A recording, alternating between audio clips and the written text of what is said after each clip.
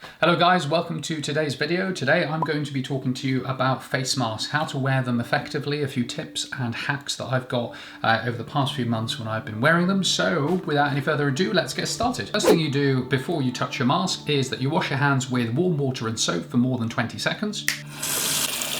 The mask has two sides. You've got the blue side and the white side. The blue side is on the outside. The top of the mask has a metal wire. And what you do now is you place it on your face, around my ears. And lastly, you firmly press around the top to make sure you've got a nice seal around your nose. Make sure once you get to the chin area, you pull down on the mask so that it covers the whole of your chin.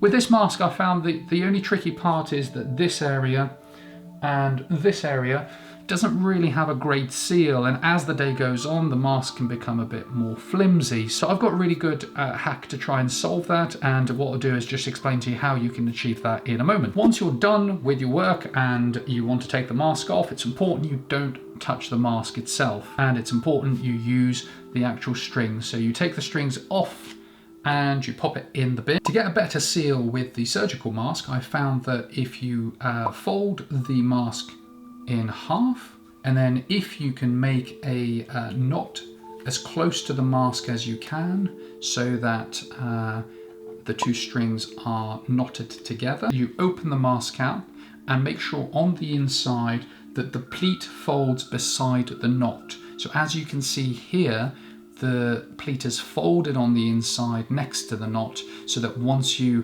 put the mask on, there is a nice seal there. If you're watching the video, I hope you found it useful. The next video will be about how to stop your glasses from getting foggy with face masks, and I go through and break down all of the different methods that will help you do that. Give us a like, subscribe, and see you in the comments. Peace out.